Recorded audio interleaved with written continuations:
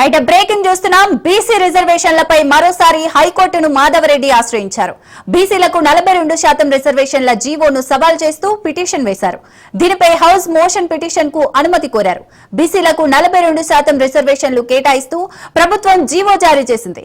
3 రోజుల క్రితమే ఈ రిజర్వేషన్లపై మేడ్చల్ మల్కాజిగిరి జిల్లా మూడుచింతలపల్లి మండలం కేశవాపూర్ గ్రామానికి చెందిన బుట్టెంగారి మాధవరెడ్డి పిటిషన్ వేశారు. అయితే మీడియాలో వచ్చిన కథనాల ఆధారంగా పిటిషన్ను విచారించలేమని కోర్టు స్పష్టం చేసింది. నిన్న జీవో విడుదల కావడంతో మరోసారి కోర్టును పిటిషనర్ ఆశ్రయించారు.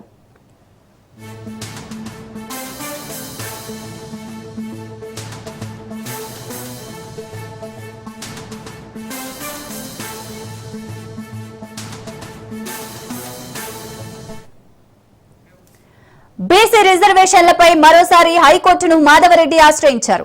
బీసీలకు 42% రిజర్వేషన్ల జీవోను సవాల్ చేస్తూ పిటిషన్ వేశారు. దీనిపై హౌస్ మోషన్ పిటిషన్ కు అనుమతి కోరారు. బీసీలకు 42% రిజర్వేషన్లు కేటాయిస్తూ ప్రభుత్వం జీవో జారీ చేసింది. 3 రోజుల క్రితమే ఈ రిజర్వేషన్లపై మేడ్చల్ మల్కాజ్గిరి జిల్లా మూడుచింతలపల్లి మండలం కేశవాపూర్ గ్రామానికి చెందిన బుట్టెంగారి మాధవరెడ్డి పిటిషన్ వేశారు. అయితే మీడియాలో వచ్చిన కథనాల ఆధారంగా పిటిషన్ను విచారించలేమని కోర్టు స్పష్టం చేసింది. నిన్న జీవో విడుదల కావడంతో మరోసారి కోర్టును పిటిషనర్ ఆశ్రయించారు. రైట్, దీనికి సంబంధించి మరిన్ని డీటెయిల్స్ రాజు అందిస్తారు. రాజు. సాగర్, బీసీ రిజర్వేషన్లకు సంబంధించి తెలంగాణ రాష్ట్ర ప్రభుత్వం బీసీలకు 42% రిజర్వేషన్లను స్థానిక సంస్థల ఎన్నికల్లో కల్పిస్తూ ఏదైతే నిన్న జియో ఎంఎస్ నెంబర్ 9 జారీ చేయడం జరిగిందో దీనికి సంబంధించి హైకోర్టులో దీన్ని సవాల్ చేస్తూ పిటిషన్ దాఖలైంది. ప్రధానంగా ఈరోజు హౌస్ మోషన్ ను దాఖలు చేస్తూ మేడ్చల్ మల్కాజ్గిరి జిల్లాకు చెందినటువంటి బుట్టెంగారి మాధవరెడ్డి ఈ యొక్క హౌస్ మోషన్ పిటిషన్ ను దాఖలు చేయడం జరిగింది. అయితే దాన్ని పరిశీలించినటువంటి రిజిస్ట్రీ దాన్ని కొద్దిసేపటి క్రితమే స్వీకరించడం జరిగింది. దాన్ని విచారించేందుకు హైకోర్టు చీఫ్ జస్టిస్ ప్రత్యేకంగా ఒక బెంచ్ ని కూడా ఏర్పాటు చేయడం జరిగింది. జస్టిస్ విజయ్ కుమార్ అదేవిధంగా జస్టిస్ విజయ్ రెడ్డిలతో కూడినటువంటి బెంచ్ ని కూడా ఏర్పాటు చేయడం జరిగింది. దీనిపై మరికాసేపట్లోనే విచారణ ప్రారంభం కాబోతా ఉంది. బీసీలకు సంబంధించి రిజర్వేషన్ల అంశంలో ఏం జరగబోతా ఉంది అనేది ఒక ఉత్కంఠ అయితే కొనసాగుతున్నటువంటి పరిస్థితి కనిపిస్తూ ఉంది. అయితే ఈ మాధవరెడ్డి ఒకసారి మనం చూసినట్టయితే గత 3 రోజుల క్రితమే ఆయన హైకోర్టును ఆశ్రయించడం జరిగింది. ప్రధానంగా బీసీలకు సంబంధించి 42% రిజర్వేషన్లను కల్పిస్తూ రాష్ట్ర ప్రభుత్వం జీవో తీసుకొచ్చే ఆలోచనలో ఉంది అని చెప్పి కూడా ఆయన హైకోర్టును ఆశ్రయించడం జరిగింది. దాన్ని అడ్డుకోవాలని చెప్పి, ఎందుకంటే రాజ్యాంగం ప్రకారం ఏదైతే రిజర్వేషన్లు 50% మించకూడదని చెప్పి ఏదైతే ఇప్పటికే సుప్రీంకోర్టు మార్గదర్శకాలు ఉన్న నేపథ్యంలో సో దాన్ని అనుసరించి ఈ 50% దాటుతున్నటువంటి రిజర్వేషన్లను రాజ్యాంగబద్ధంగా లేవు కాబట్టి దాన్ని ఏదైతే రాష్ట్ర ప్రభుత్వం తీసుకురాబోయే జీవోను తీసుకురాకుండా నివారించాలని చెప్పి ముందస్తుగా ఆయన హైకోర్టును ఆశ్రయిస్తే సో ఇప్పటికే హైకోర్టు దానిపై తీర్పు కూడా వెలువరించడం జరిగింది. మీడియాలో వచ్చిన కథనాల ఆధారంగా ముందుగా దీనిపై తీర్పు ఇవ్వడం కుదరదని చెప్పి కూడా హైకోర్టు అయితే అప్పటికే తేల్చి చెప్పడం జరిగింది. అయితే ఆ తీర్పు వెలువడిన తర్వాత సో రాష్ట్ర ప్రభుత్వం నిన్న జీవో జారీ చేయడం జరిగింది. నిన్న జీవో జారీ చేయడంతో మాధవరెడ్డి మరొకసారి హైకోర్టును ఆశ్రయించడం జరిగింది. ప్రధానంగా ఏదైతే రాష్ట్ర ప్రభుత్వం తీసుకొచ్చినటువంటి జీవో ద్వారా ఏదైతే మొత్తం రిజర్వేషన్లు ఇప్పటికే బీసీలకు 42% రిజర్వేషన్లతో ఇప్పటికే ఉన్నటువంటి ఎస్సీ ఎస్టీలకు 27% రిజర్వేషన్లు అన్నీ కలిపితే 69% రిజర్వేషన్లు రాష్ట్రంలో సో ఉంటున్నాయి. కాబట్టి 50% సీలింగ్ అనే దాన్ని దాటిపోయింది. కాబట్టి ఇవి రాజ్యాంగం ప్రకారం రాజ్యాంగ విరుద్ధం అని చెప్పి కూడా ఆయన ఈ యొక్క హౌస్ మోషన్ ద్వారా హైకోర్టు దృష్టికి తీసుకురావడం జరిగింది. అయితే హైకోర్టు దీనికి సంబంధించి బెంచ్ ఏర్పాటు చేయడం జరిగింది. బెంచ్ కూడా కాసేపట్లోనే దీనికి సంబంధించి విచారణ ప్రారంభం కాబోతా ఉంది. అయితే ఒక పక్క ఇప్పటికే ఇటు రాష్ట్ర ప్రభుత్వం రిజర్వేషన్లను ఖరారు చేసింది. మరొక వైపు ఇప్పటికే జిల్లాల వారీగా గ్రామాల వారీగా కూడా ఇటు ఎంపీటీసీలు జడ్పీటీసీలు, సర్పంచ్, వార్డు మెంబర్ల వారీగా ఆయా జిల్లాల ఇప్పటికే ఆయా జిల్లాల్లో రిజర్వేషన్ల ప్రక్రియ కూడా ఒక కొలిక్కి వచ్చింది. ఈ రోజు రాత్రి వరకు కూడా రాష్ట్ర వ్యాప్తంగా అన్ని గ్రామాలకు సంబంధించి రిజర్వేషన్ల ప్రక్రియ పూర్తవుతుందని చెప్పేసి ఒకవైపు రాష్ట్ర ప్రభుత్వం చెప్తా ఉంది. మరొక పక్క రాష్ట్ర ఎన్నికల సంఘం ఈరోజు ఉదయం కీలకమైనటువంటి సమావేశాన్ని కూడా నిర్వహించడం జరిగింది. రాష్ట్ర ఎన్నికల సంఘం కార్యాలయంలో రాష్ట్ర డీజీపీ అదేవిధంగా ఇతర పోలీసు ఉన్నతాధికారులతో ఈ సమావేశం నిర్వహించడం జరిగింది. ప్రధానంగా ఎన్నికలకు సంబంధించి ఏ విధంగా ముందుకు వెళ్ళాలి, బందోబస్తు అదేవిధంగా ఎన్నికల నిర్వహణ ఇవన్నీ కూడా ఏ విధంగా ముందుకు వెళ్ళాలన్న దానిపై ఎన్నికల సంఘం ఒకవైపు ఇటు కసరత్తు చేస్తూ ఉంది. మరొక పక్క ఇటు రిజర్వేషన్లకు సంబంధించి ఇది రాజ్యాంగబద్ధం కాదు అని చెప్పేసి ఒకవైపు హైకోర్టు వెళ్ళడంతో హైకోర్టు తీర్పు ఏ విధంగా ఉంటుంది, సో హైకోర్టు ఎట్లాంటి తీర్పు వెలువరించబోతా ఉంది అనేది ఒక ఉత్కంఠ అయితే కొనసాగుతా ఉంది. ఒకవేళ హైకోర్టు గనక గ్రీన్ సిగ్నల్ ఇస్తే ఎన్నికలు సజావుగా జరిగే అవకాశం కనిపిస్తూ ఉంది.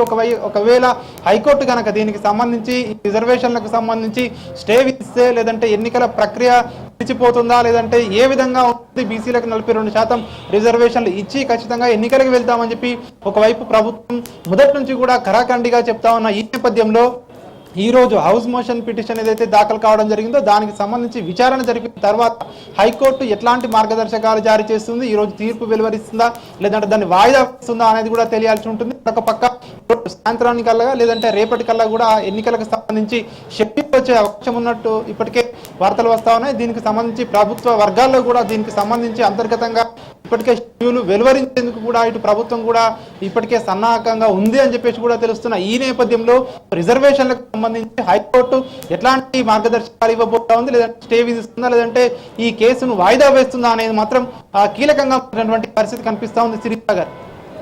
రైట్, థ్యాంక్ యూ రాజు.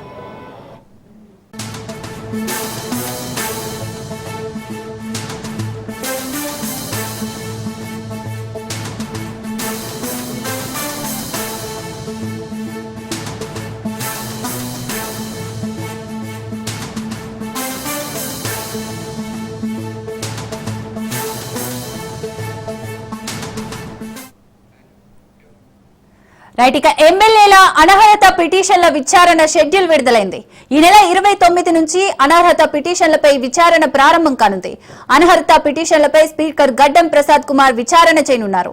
ఈ నెల 29న ఉదయం 11 గంటలకు ఎమ్మెల్యే ప్రకాష్ గౌడ్ ను విచారించనున్నారు. 12 గంటలకు కాళే యాదయ్య, 1 గంటకు మహిపాల్ రెడ్డి, మధ్యాహ్నం 3 గంటలకు బండ్ల కృష్ణమోహన్ విచారణకు హాజరు కానున్నారు.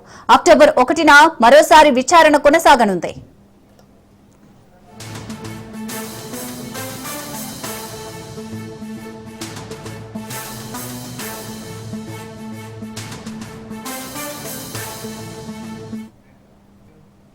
కాగా పార్టీ ఫిరాయింపు ఆరోపణలు ఎదుర్కొంటున్న బీఆర్ఎస్ ఎమ్మెల్యేలు కడియం శ్రీహరి, కాళే యాదయ్య, అరికెపూడి గాంధీ, ప్రకాష్ గౌడ్లు స్పీకర్ గడ్డం ప్రసాద్ కుమార్ ను కలిశారు.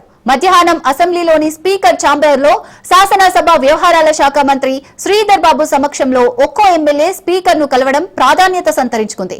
స్పీకర్ ఇచ్చిన నోటీసులకు సమాధానం ఇచ్చేందుకు ఈ నెల 30 వరకు గడువు ఇవ్వాలని ఈ సందర్భంగా ఎమ్మెల్యే కడియం శ్రీహరి స్పీకర్ ను కోరినట్టు తెలుస్తోంది.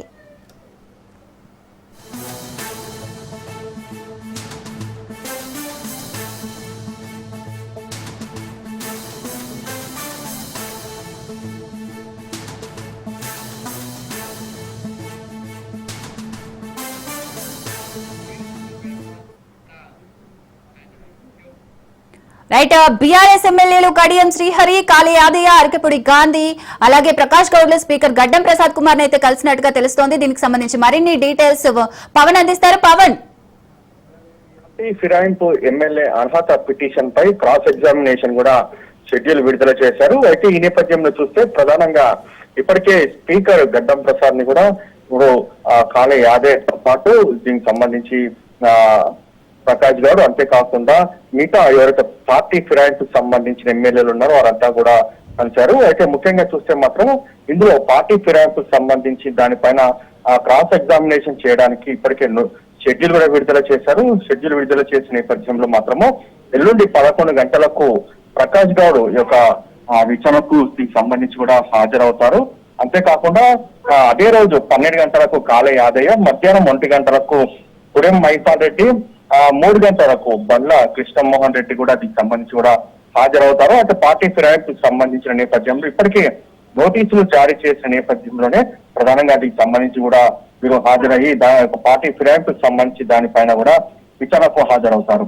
మరోవైపు చూస్తే మాత్రము ఇందులో ప్రధానంగా పార్టీ ఫిరాయింపుకు సంబంధించిన నేపథ్యంలో కోర్టులో కూడా ఈ యొక్క కేసుకు సంబంధించి కూడా కొనసాగుతున్న నేపథ్యంలో పార్టీ ఫిరాయింపుకు సంబంధించి నోటీసులు జారీ చేస్తూ పార్టీ ఫిరాయింపులు ఎవరైతే ఎమ్మెల్యేలు ఎవరైతే పార్టీ ఫిరాయింపు చేశారో దానికి సంబంధించి ప్రత్యేకంగా ఒక రిపోర్ట్ కూడా తమకు నివేదిక అందించాలని చెప్పి కూడా ఇప్పటికే దీనికి సంబంధించి కోర్టు కూడా కోరింది. కోర్టు కోరిన నేపథ్యంలో చూస్తే మాత్రము కాలయ్య యాదయ్యతో పాటు గడ్డం మైపాల్ రెడ్డి, అంతేకాకుండా పండ్ల కృష్ణమోహన్ రెడ్డి కూడా హాజరవుతారు. మరోవైపు చూస్తే మాత్రము ఇందులో పూర్తిగా నలుగురు ఎమ్మెల్యేలు కూడా ఎల్లుండి హాజరై వాళ్ళు ఎలాంటి దీనికి సంబంధించి సమాచారం ఇస్తారనేది మాత్రము వేచి చూడాల్సిన పరిస్థితి కూడా కనిపిస్తుంది. Right, thank you Pawan.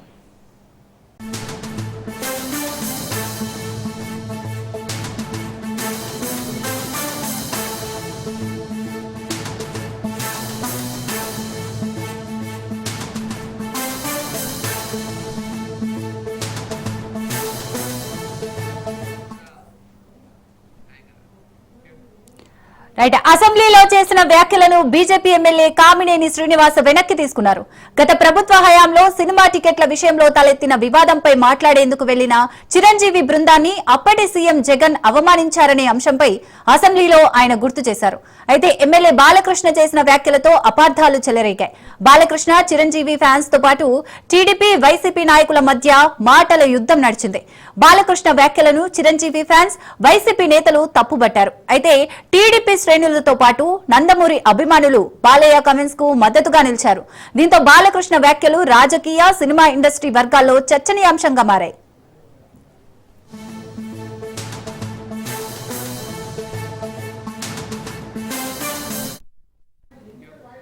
అయితే అసెంబ్లీ సమావేశాల్లో తాను చేసిన వ్యాఖ్యలపై బీజేపీ ఎమ్మెల్యే కామినేని శ్రీనివాసరావు స్పందించారు. మొన్నటి సభలో తాను చేసిన విషయాలు అపార్థాలకు దారితీశాయనే అభిప్రాయం కలిగిందని కామినేని అంగీకరించారు. సంబంధిత విషయాలను అసెంబ్లీ రికార్డుల నుంచి తొలగించాలని డిప్యూటీ స్పీకర్ రఘురామకృష్ణంరాజును ఆయన కోరారు. దీంతో స్పీకర్ అయ్యన్నతో చెప్పి రికార్డుల నుంచి తొలగిస్తామని డిప్యూటీ స్పీకర్ రఘురామకృష్ణంరాజు తెలిపారు.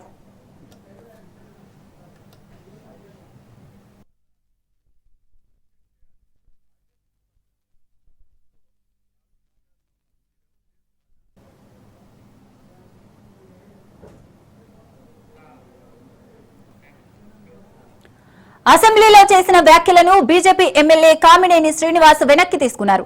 గత ప్రభుత్వ హయాంలో సినిమా టికెట్ల విషయంలో తలెత్తిన వివాదంపై మాట్లాడేందుకు వెళ్లిన చిరంజీవి బృందాన్ని అప్పటి సీఎం జగన్ అవమానించారనే అంశంపై అసెంబ్లీలో ఆయన గుర్తు చేశారు. అయితే ఎమ్మెల్యే బాలకృష్ణ చేసిన వ్యాఖ్యలతో అపార్థాలు చెలరేగాయి. బాలకృష్ణ, చిరంజీవి ఫ్యాన్స్ తో పాటు టీడీపీ, వైసీపీ నాయకుల మధ్య మాటల యుద్ధం నడిచింది. బాలకృష్ణ వ్యాఖ్యలను చిరంజీవి ఫ్యాన్స్, వైసీపీ నేతలు తప్పుబట్టారు. అయితే టీడీపీ శ్రేణులతో పాటు నందమూరి అభిమానులు బాలయ్య కమెంట్స్ కు మద్దతుగా నిలిచారు. దీంతో బాలకృష్ణ వ్యాఖ్యలు రాజకీయ, సినిమా ఇండస్ట్రీ వర్గాల్లో చర్చనీయాంశంగా మారాయి. రైట్, దీనికి సంబంధించి మరిన్ని డీటెయిల్స్ వాసు అందిస్తారు. వాసు. థ్యాంక్ యూ శిరీష గారు. నిన్న అసెంబ్లీలో బాలకృష్ణ చేసిన వ్యాఖ్యలు కూడా పలు వివాదాలు చెలరేగాయి. ఈ నేపథ్యంలోనే కామినేని శ్రీనివాస్ తన వ్యాఖ్యలను కూడా ఖండించాలని చెప్పి, అంటే అక్కడి నుంచి కూడా తీసివేయాలని చెప్పేసి కూడా ప్రస్తుతం వినతి చేసుకున్నారు. అసెంబ్లీలో బీజేపీ ఎమ్మెల్యేలు కామినేని శ్రీనివాస్ సినీ పరిశ్రమ గురించి మాట్లాడుతూ చేసిన ఆ వ్యాఖ్యలు కొంతమేర ఇబ్బందికరంగా మారాయి. ఈ సందర్భంలోనే బాలకృష్ణ స్పందించిన తీరు కూడా వివాదంగా మారింది. దీనిపైన ఇప్పుడే సినీ వర్గం, అంటే అంతవరకు కూడా సినీ వర్గంలో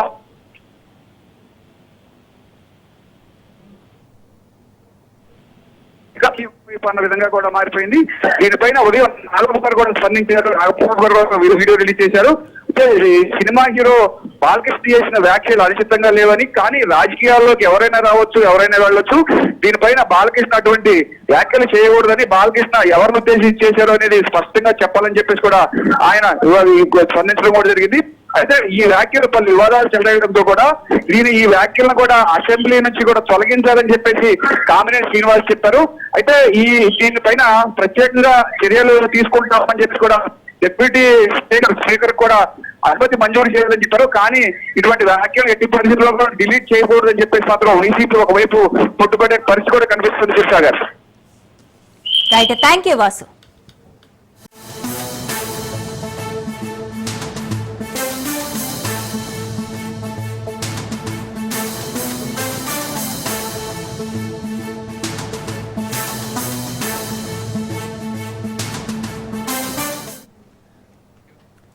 ఇక బాలకృష్ణ వ్యాఖ్యలపై ఆర్ నారాయణమూర్తి స్పందించారు. చిరంజీవి 100% నిజం చెప్పారన్నారు. జగన్ ప్రభుత్వం ఎవరిని అవమానించలేదని, జగన్ ను కలిసిన వాళ్లలో తాను కూడా ఉన్నానన్నారు. జగన్ సానుకూలంగా స్పందించారని, సినిమా వాళ్లకు జగన్ ఎంతో గౌరవం ఇచ్చారన్నారు. చిరంజీవిని అవమానపరిచారని ప్రచారం అబద్దమన్నారు. చిరంజీవి వల్లే సమస్య పరిష్కారమైందని వివరించారు ఆర్ నారాయణమూర్తి.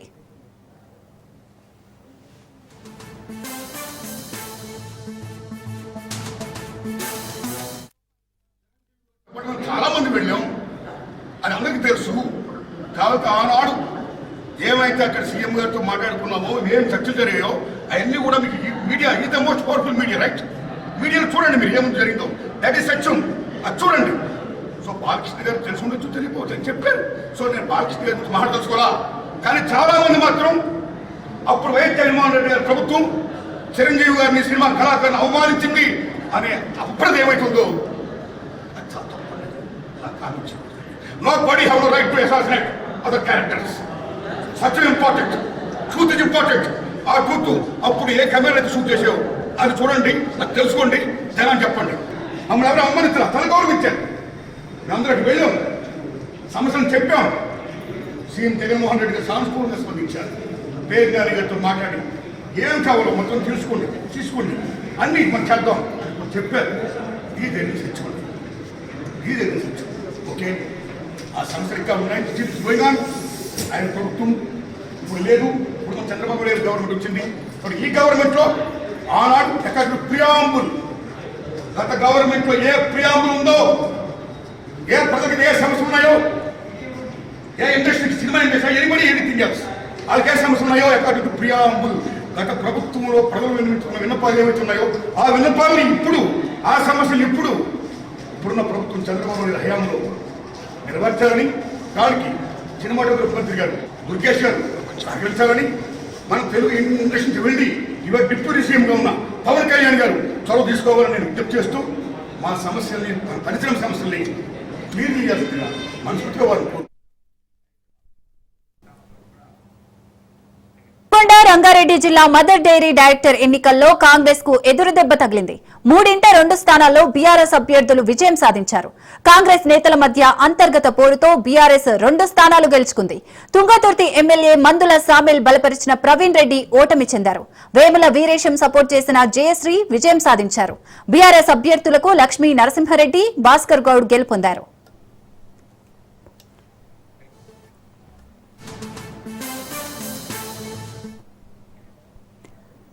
గత వారం రోజులుగా కురుస్తున్న భారీ వర్షాల కారణంగా హైదరాబాద్ ప్రజలు అనేక అవస్థలు ఎదుర్కొంటున్నారు. జనజీవనం అస్తవ్యస్తంగా మారడంతో రోడ్లపై ప్రయాణం నరకంలా మారింది.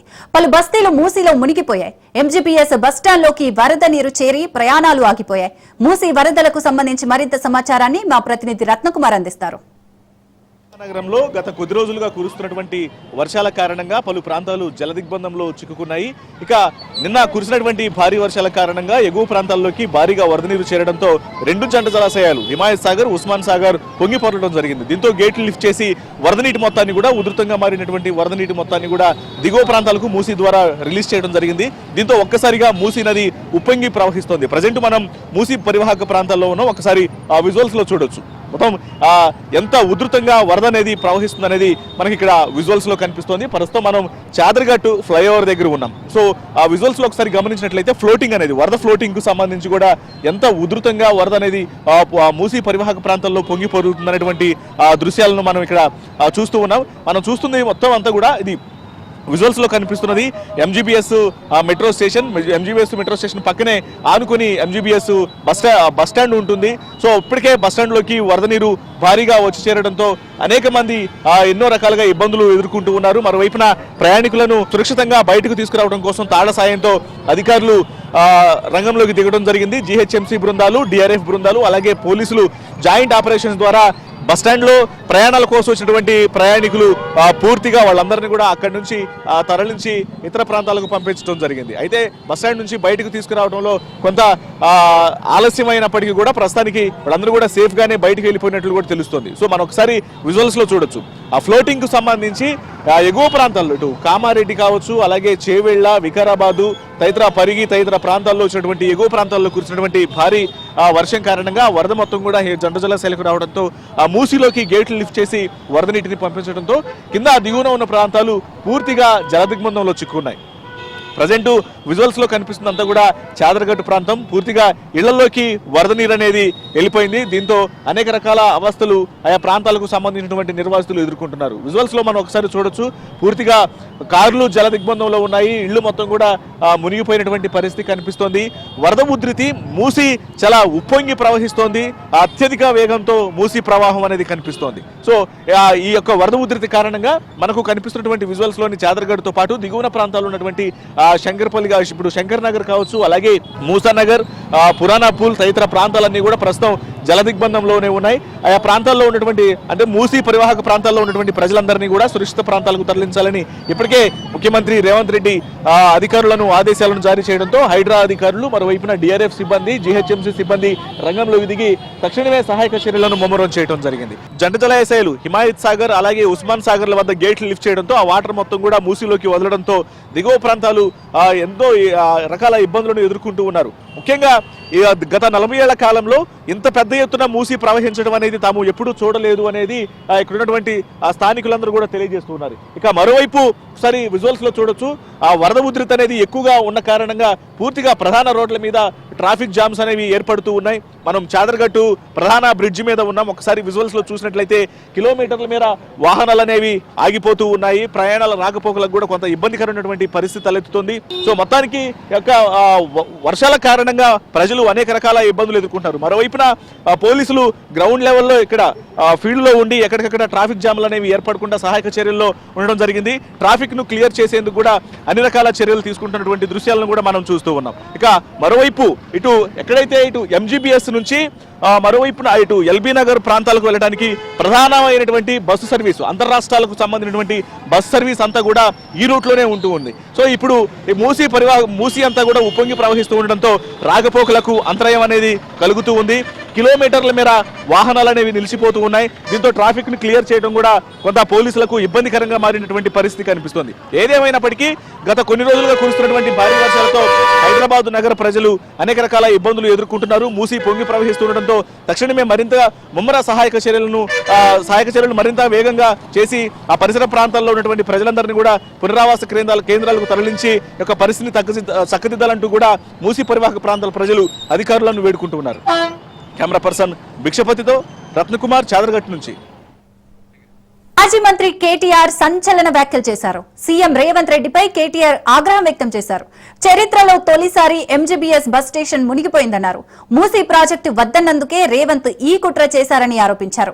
పేదల ఇళ్లను ముంచాలని చూశారని, కావాలని ఒకేసారి 15 గేట్లు ఎత్తారన్నారు. వాతావరణ శాఖ ముందే హెచ్చరించినా, అలర్ట్ చేసినా చెరువుల్లో నీటిని కావాలని ఖాళీ చేయలేదన్నారు. 15 గేట్లు ఎత్తి నగరంలోని అనేక ప్రాంతాలు మునగడానికి కారణమయ్యారని విమర్శించారు.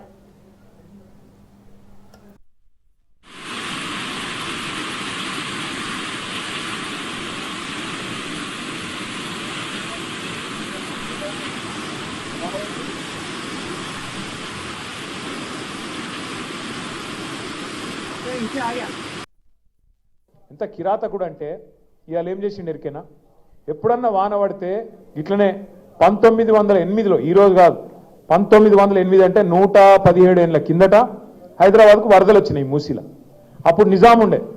నిజాం ఏం చేసిండు, మళ్ళీ ఎప్పుడు ఇట్లా రావద్దు హైదరాబాద్కు వరదలు అని చెప్పి ఆ మూసీ మీద 2 చెరువులు కట్టిండు పెద్దయి. గండిపేట అంటాం చూడు మనం, ఉస్మాన్ సాగర్, హిమాయత్ సాగర్, ఆ 2 చెరువులు కట్టిండు. కట్టి ఎందుకు కట్టిండు? అవి బ్యాలెన్సింగ్ రిజర్వాయర్లు అంటారు వాటిని. పైకి వెళ్ళి వరద వచ్చినా అందులో ఆపుకొని నీళ్ళు ఆపుకొని కిందికి మెల్లమెల్లగా ఇడ్చుకుంటూ పోతే కిందికి సిటీ మునగదు. అంటే ఏం చేయాలి? వాతావరణ శాఖ కూడా చెప్తాడు, వచ్చే వారం పెద్ద వర్షం, రేపు ఎల్లుండి పెద్ద వర్షం పడేటట్టు ఉంది అని చెప్తారు. చెప్తే ఏం చేయాలి గవర్నమెంట్? ముందు ఆ చెరువు మొత్తం ఖాళీ చేయాలి, సగం అన్నా ఖాళీ చేయాలి. దబ్బన వర్షం పడితే కూడా పైకి వెళ్ళి నీళ్ళు వస్తే కూడా సిటీ మునిగిపోకుండా కింద పేదోళ్ళకి ఇబ్బంది కాకుండా ఆ చెర్ల నీళ్ళు ఆపుకుంటాం, ఒక్కొక్క గేట్ ఎత్తి కిందికి మెల్లమెల్లగా ఎత్తిమినాన్గా కిందికి నీళ్ళు ఇడిచిపెడతాం. ఎవడైనా చేసేది కదే. అది అయినా ప్రభుత్వాలు కూడా అధికారులు చేయాలి. కానీ రేవంత్ రెడ్డి ఎంత కిరాతకుడు అంటే నిన్న కావాలని తెలుసా ఆయనకు, నిన్న క్లౌడ్ బర్స్ట్ ఉంది, వర్షం పడుతుందని వాతావరణ శాఖ చెప్తే కూడా కావాలని మూసీ ప్రాజెక్టు చేయాలంటే ఆడ ఇండ్లు మునగాలి. నేను అనుకున్నట్టు మూసీలో 1,50,000 కోట్లు కొల్లగొట్టాలంటే వీళ్ళని ముంచాలని చెప్పి చెరువు ఖాళీ చేయకుండా కావాలని అట్లనే నింపిపెట్టి ఇవాళ ఎగ్దం ఒకటేసారి 15 గేట్లు ఎత్తిండ్రు. ఎత్తేవారికి ఏమైంది? ఇలా ఇమ్లీబాన్ బస్ స్టాండ్ మొత్తం మునిగిపోయింది. మొట్టమొదటిసారి చరిత్రలో ఇమ్లీబాన్ బస్ స్టాండ్కి ఎప్పుడైనా నీళ్ళు వచ్చినాయి? ఇదివరకు మనం పోలేదా? ఇమ్లీబాన్ బస్ స్టాండ్ చూడలేదు ఇదివరకు. ఇవాళ అది కూడా మునిగింది. ఎందుకు? ఒక్కటే కారణం. ఏం చెప్పదలుచుకున్నాడు రేవంత్ రెడ్డి?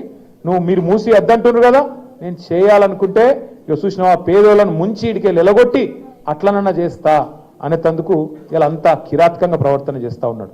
ఎంత కిరాతకుడు అంటే ఇవాళ ఏం గత ప్రభుత్వాలు ఐటీఐల అభివృద్ధిపై దృష్టి సారించలేదని విమర్శించారు సీఎం రేవంత్ రెడ్డి.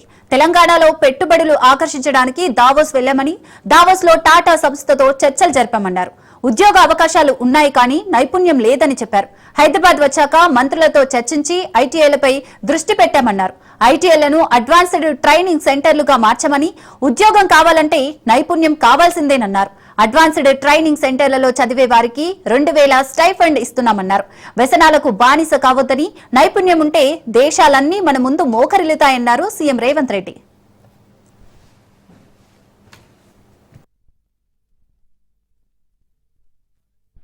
నేను మా మిత్రులు శ్రీధర్ బాబు గారు తెలంగాణ రాష్ట్ర పెట్టుబడులను ఆకర్షించడానికి దావోస్కి వెళ్ళినప్పుడు టాటా సంస్థల చైర్మన్ కలవడం జరిగింది. వారితో చర్చించినప్పుడు టాటా ఆటోమొబైల్ ఇండస్ట్రీలో ఎన్నో ఉద్యోగ ఉపాధి అవకాశాలు ఖాళీలు ఉన్నాయి, ఎక్కడ విద్యార్థులు దొరకడం లేదు, మేము ఉద్యోగాలు ఇస్తామన్నా ఆ శిక్షణ ఉన్న వాళ్ళు ఈ దేశంలో ఈ రాష్ట్రంలో లేరు అని చెప్పి వారు నా దృష్టికి తీసుకురావడం జరిగింది. అప్పుడు వారితో మాట్లాడి ఇమ్మీడియట్గా ఆనాడు update stay tuned to Raj news.